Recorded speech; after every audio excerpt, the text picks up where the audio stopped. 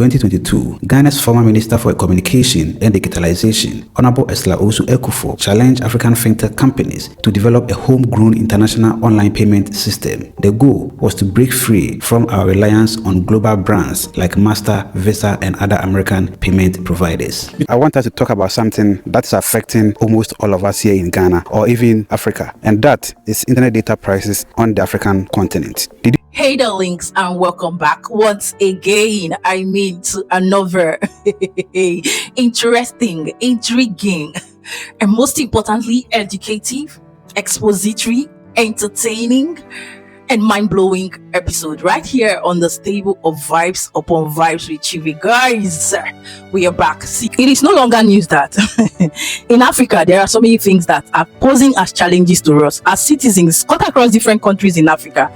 And guys, there are countries that are not taking it lightly and have been working on it, doing something to really put an end or bring improvement, growth, and good results to all these issues. Now, one of it is what? The internet, the MTN data, and the internet in Nigeria, and definitely in Ghana. Exactly. For Nigeria, as a Nigerian, I can say that it's been a hassle because just recently MTN data bundle and their internet facility in Nigeria has been back and forth with series of issues, and personally I have my own share and quota when it comes to that. As I speak to you guys, you might not really understand the hassle and what I personally go through just to make content, create content as a result of the MTN data bundle.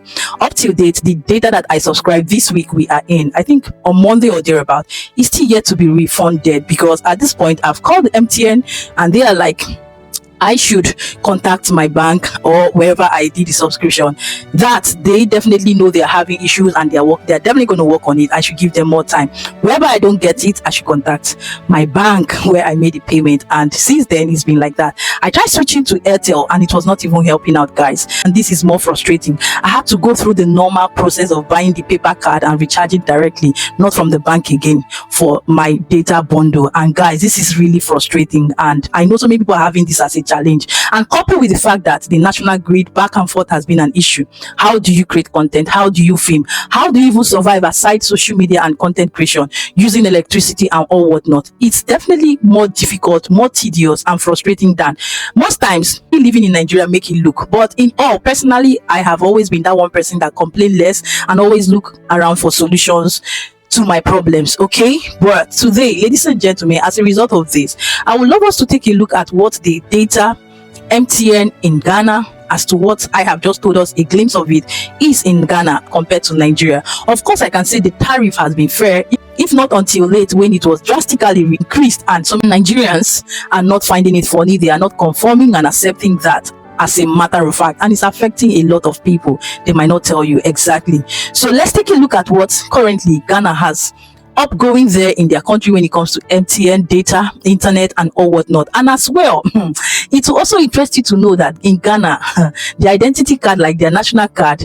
is now being upgraded to what we call the ATM bank card. Guys, I don't want to be the one talking about all this because I've got detailed reaction and analysis to this based off one of our creative. I would oblige at this point, if you're yet to like this video, to please kindly hit on the like button. I beg of you. This is premium update information coming from the ambassador. Yes, you see, today we are coming with updates that is very, very educating, inspiring, and will make you be on the know no matter where you are in any part of the world. So hit on the like button, please share so that more people will get to know. And as well, if you find this space interesting, don't make it your last. So with all this being said, let's quickly take a look at these video clips and I will come back to draw my final conclusions. 2022, Ghana's former Minister for Communication and Digitalization, Honorable Esla Osu Ekufo, challenged African fintech companies to develop a homegrown international online payment system. The goal was to break free from our reliance on global brands like Master, Visa, and other American payment providers. Because the entire continent is going digital, and that is a new area where you can put your money. I've said several times that I don't see why those of us on the continent still have to use Visa and American Express credit cards for our transactions and pay the user fees for every transaction that we use those cards for. Why can't we also develop our own local payment solution for the continent, which will enable all these huge transaction fees to stay on the continent? 2% per transaction. That's steep. Some charge up to 3.5% per transaction. So just imagine the number of times you use your credit card in or outside the continent, and where all those monies are going to. And if we can't, using our own local tech industries and fintechs, develop our own payment solutions, which will enable all these monies to stay on the continent and to be used for the development of our continent. I would love for us to expand the assembling and manufacturing and supply of computers, mobile phones, and other accessories locally, and it is doable. So if you have partners who are in that sector, please come. Distinguished ladies and gentlemen, no one will build our country for us than ourselves. Today, we have a Pan-African payment and settlement system, PAPS, a fast, secure platform that lets users send in Africa. PAPS is changing the game, reducing the need for traditional cards like Visa and MasterCard. There is a push by some African nations to shift away from using the US dollar for intracontinental trade. How will PAPS help in this regard? First of all, we've removed that whole sourcing for dollars and so on from economic actors. Okay, so they just need to be able to do their trade, in their local currencies. Now we've connected the central banks of each country as settlement agents on our network. So when they do trade, then ultimately between the central banks, we are able to settle on a multilateral net basis. What that means is that if today you are doing maybe X amount of money in one direction and you are doing Y amount of transaction in the opposite direction, only the net position is what changes hands between the countries. And that makes a significant difference because suddenly the amount of money that they will require to settle those transactions is significantly lowered. And again, Ghana is taking it a step further by introducing a single card, the Ghana ID card, that does it all, allowing you to vote, access healthcare, and even withdraw cash from ATMs. This is the future Ghana is building, but how will it work and what does it mean for everyday people? Let's break it down. First, what is the Ghana card? This card was introduced in 2017. The Ghana card is a national ID issued to every citizen. It securely stores your biometric data like fingerprints and ties it to a unique number. Think of it as your special security card, driver's license, and health ID all in one, with over 17 million Ghanaians already using it. The plan now is to expand its capabilities by turning it into an ATM card. This isn't just about convenience for millions, especially in rural areas where bank branches and ATMs are scarce. Having your ID double as your bank card could be revolutionary. The African Center for Digital Transformation, ACDT, is calling for a collaboration between the National ID Authority, the Bank of Ghana, and local banks. Their vision is to let you link your Ghana card to your bank account so that a simple swap at an ATM combined with a PIN entry lets you withdraw cash, no extra card needed. So, how do we get there? The ACDT has outlined 5 key steps. So, let's start with linking your Ghana card to your bank account. Today, banks operate on different systems. So, the solution is to upgrade technology so that every bank can securely connect with the National ID database. This integration means banks must align their systems with the National ID Authority. With a proper upgrade, you could walk into any bank, present your Ghana card, and have your account linked instantly. Up next is security. If your card becomes your ATM card, how do we prevent fraud? The answer lies in dual-layer protection, biometrics, and PINs. Imagine an ATM that not only requires your PIN but also verifies your fingerprint. Since the Ghana card already holds your biometric data, adding a PIN means that even if someone steals your card, they won't be able to access your money without both your fingerprint and your PIN. But there is a catch. Ghana's current ATMs and POS systems need an upgrade. Many machines still lack biometric scanning capabilities, so banks and retailers will have to invest in new technology. While this is a big tax, it's essential for the system to work. To facilitate these upgrades, the government might offer incentives or banks could share the cost. Either way, modernizing the hardware is a non-negotiable step. After that, we will need new legal frameworks. It's crucial to establish rules and penalize fraud, protect data, and hold banks accountable if something goes wrong. Without strong legal safeguards, trust in the system could be lost. The ACDT is advocating for a robust cybersecurity laws, such as mandating data encryption for Ghana card information and requiring banks to report any branches within 24 hours. Finally, there is the matter of awareness. Massive education campaigns are vital to ensure everyone understands and can benefit from this new system. So why does this matter? For starters, it could significantly boost financial inclusion because over 40% of Ghanaians don't currently use banks. With a Ghana card doubling as a bank card, opening an account becomes simpler, and it is a lot safer than current cash. For the economy, more banking means more formal financial activity, which can drive growth. Additionally, the system could reduce fraud since biometric verification makes it much harder to create fake accounts. Of course, challenges remains. Upgrading ATMs nationwide is expensive. Cyber attacks are a rare concern, and some people worry about the government having too much control over their data. But if these challenges are overcome, this initiative could redefine life in Ghana. Imagine a farmer in Tamale using her Ghana card to purchase seeds, pay bills, and save for school fees, all with a single multifunctional card. This is the vision of a digital Ghana, and that is all. Hey, I want us to talk about something that's affecting almost all of us here in Ghana or even Africa, and that is internet data prices on the African continent. Did you know that some African countries have the most expensive data prices in the world? In Ghana, for instance, many people says the cost of internet data is more expensive than electricity or even house rent in some cases. Let's take a quick look at data prices across Africa. Expensive data prices in Africa, according to recent reports. Here are the top 5 African countries where internet data is most expensive. 1. Zimbabwe. Average price of data in this country is $43.75 per 1 GB. 2. South Sudan, $23.70. 3. Central African Republic, $10.90 per 1 GB. 4. Zambia, $8.01 per 1 GB. And finally, 5. Seychelles, $5.43 per 1 GB. Now, let's flip the coin. Here are 5 African countries with the cheapest internet data. 1. Libya, $0.11 per GB.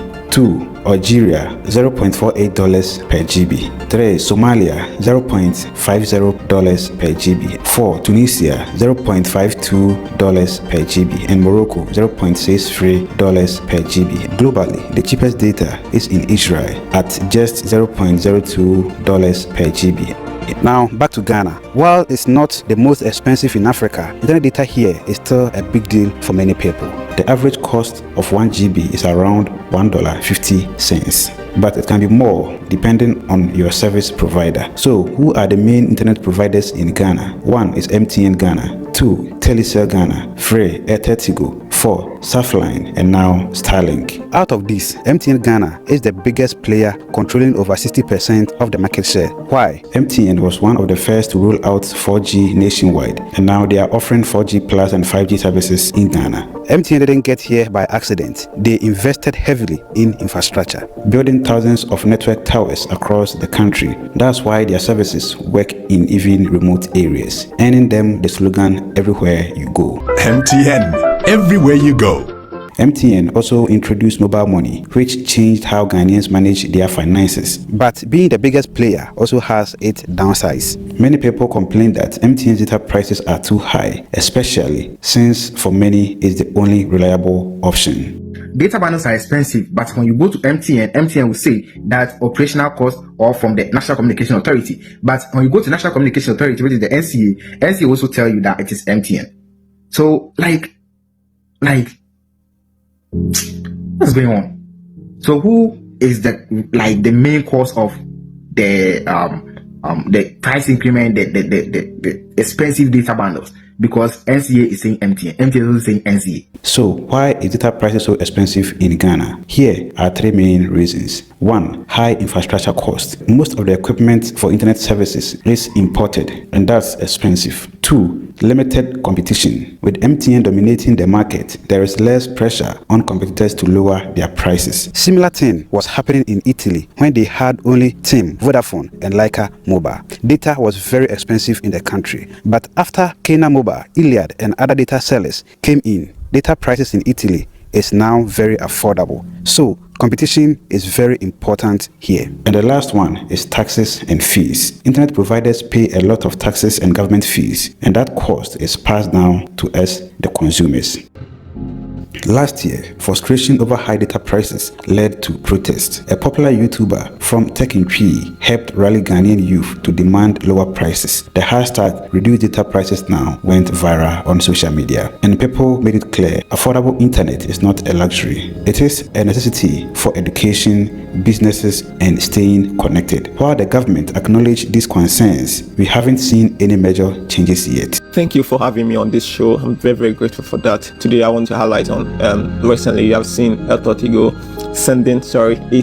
sending messages to their users concerning upcoming increment. This is very, very frustrating. Just imagine a telecom that can't even provide 4G in this century. They keep on increasing their data prices. Currently, I'm in the United States. As I said in my previous video, data prices here 5,000% quality as compared to Ghana. 5,000% quality as compared to Ghana.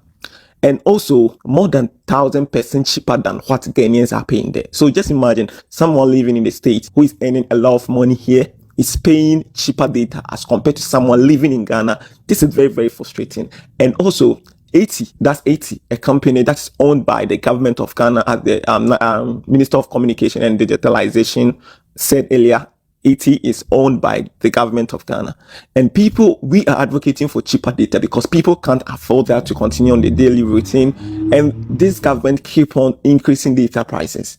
I had a meeting with the NCA board decision makers. They even assured me that the upcoming days decrease in data prices. Here we come, data prices are coming up in these few days. This is very frustrating. I don't see why Ghanaian parents are not even talking about it. They need to. Now everything is about internet, everything about data. That is why the government is targeting those people, those consumers there.